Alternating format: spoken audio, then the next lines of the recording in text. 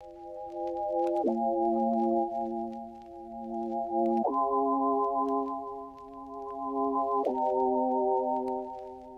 hey, welcome to my YouTube channel. My name is Ruby. I make sewing patterns and apparently YouTube tutorials now, so strap in. Today we're gonna be making my ruffle mini skirt design. You can get the pattern for it at the first link below. It's really beginner friendly. These take me like an hour and a half, maybe 2 hours, 3 hours if you're new. But like actually it's so easy. Like you're gonna make 50 bajillion of these because I made 50 bajillion of these. You can check out my other patterns down below too. I have lots. Well, that's definitely actually a lie. I have a few, but lots to come. So like and subscribe. Yeah, let's just do this tutorial then.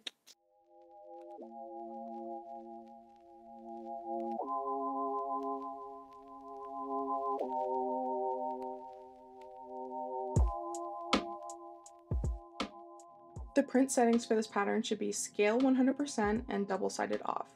You can use A4 or letter size paper to print, just be sure to set the scale to 100%. This pattern is compatible with Adobe Acrobat. Using Adobe Acrobat allows you to print only your desired size. You'll open the layers option and then deselect all other sizes, leaving the details and the borders. Then you can print from there. Once you've printed the pages, you'll trim along the outside of the borders and then match them up and tape them together border to border.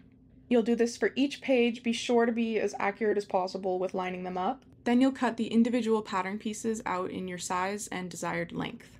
If you're using Picot elastic, you're going to need to cut off this elastic casing part of the pattern. If you're using Picot elastic, there's a whole different method than the encased elastic, so I'm going to show you both ways in this video.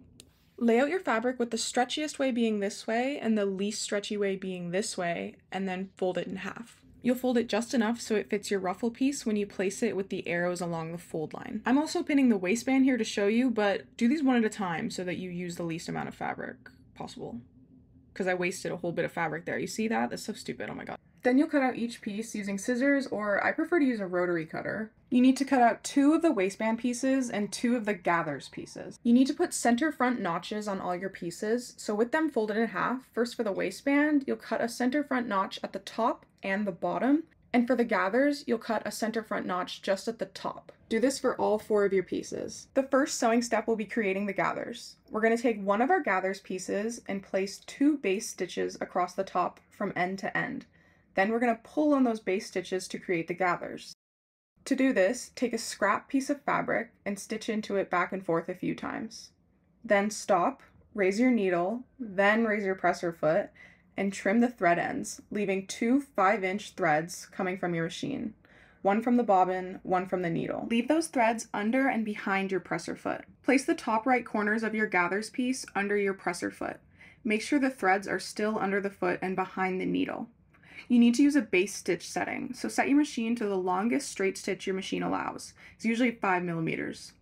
Carefully stitch just a little more than a 1/2 inch away from the edge of the fabric, all the way to the end. When you're nearing the end of the fabric, slowly stitch until just before the end.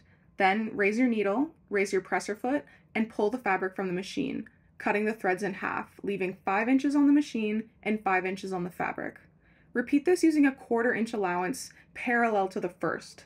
Be sure not to stitch over your threads.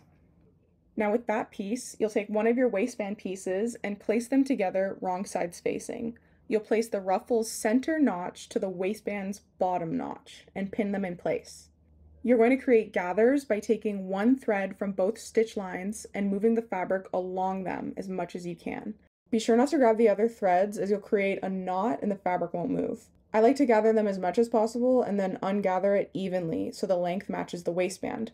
Then I pin it in place with multiple pins or clips. Like, use a lot of pins and clips because you're gonna mess it up if you don't. Then just do the same for the other side. Now we're gonna sew the 2 pieces together. When sewing with knits, you have to use a stretch stitch, like a zigzag stitch, or you could use a serger if you have one. If your machine has a presser foot tension adjustment, I would lighten the tension as much as possible. But you're going to join them together, going very slowly to make sure the gathers are staying in place and you don't bunch them all together. Also be sure not to stretch the pieces as you stitch them. Use roughly a 3/8 seam allowance, just make sure you keep it consistent. Now that those pieces are together, we need to remove those base stitches we used to create the gathers. Find the threads that you used to pull the fabric and try to pull those out. Try your best not to stretch the fabric while you do this. If your threads have been knotted up or if you just can't pull them out, you'll need to seam rip them out, but be sure not to seam rip your zigzag stitch. Then you'll repeat all of those steps so that you have a front and a back. Place the pieces right side together and pin them along the side seam. Sew them together along the side seam using a 3/8 seam allowance, and make sure this seam allowance for the gathers is folded up this way when you're sewing. So at this point, the tutorial is going to divert into two paths, because if you're using regular elastic, you're going to use this method, and if you're using Picot elastic, you're going to skip to this timestamp. For the regular elastic version, you're actually going to repeat what you just did by closing the side seam of the other side of the skirt.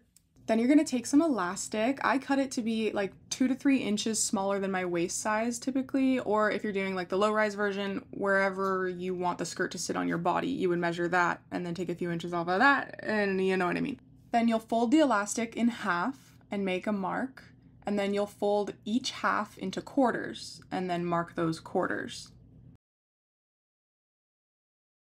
At the center back of your skirt, on the wrong side, place one of your elastic ends at the notch and pin it in place. Then pin the next quarter mark on the side seam, then the center mark to the center front notch, and the next quarter mark to the other side seam, and the other elastic end parallel to the first one at the center back notch. You'll probably have to remove your pins or clips here, but take those center back ends and stitch them in place using a 9mm zigzag stitch, one at a time. I also like to do this at each quarter mark and at the center front as well.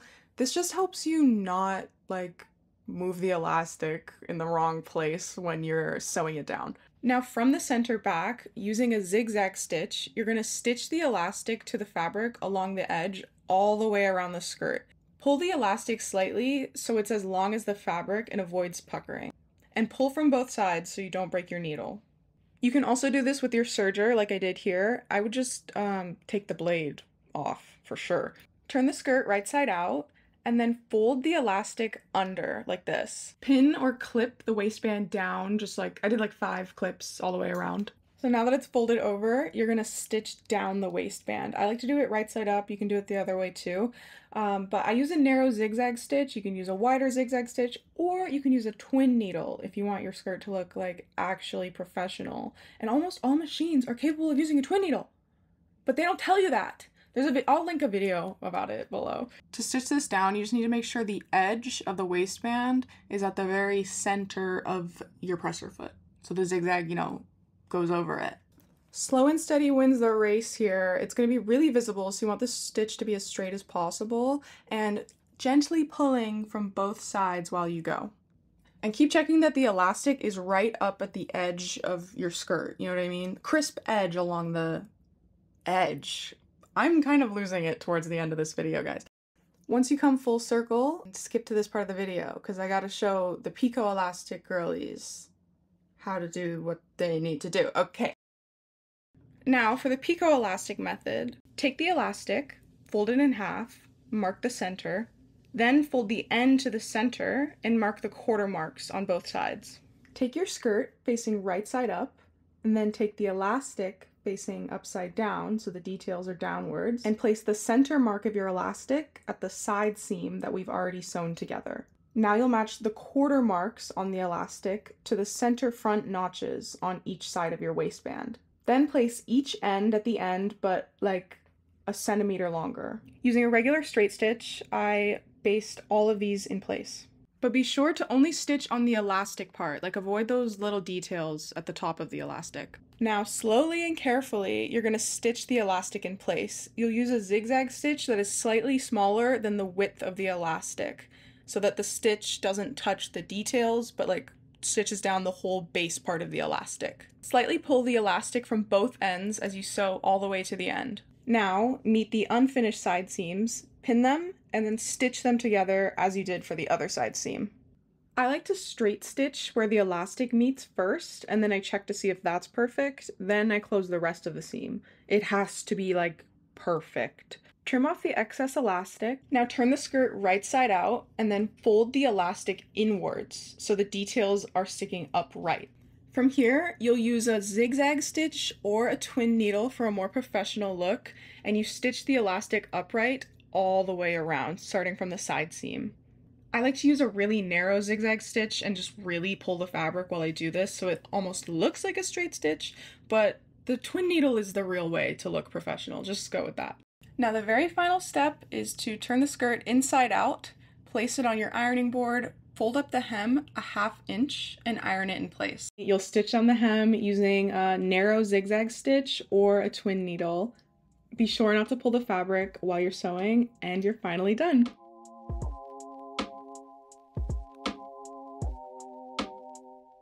Thanks so much for watching. If you made it this far, you probably actually made the skirt, so let me know how that went, or if you need any help, I can help you in the comments. Yeah, like and subscribe because you love me. Okay, bye.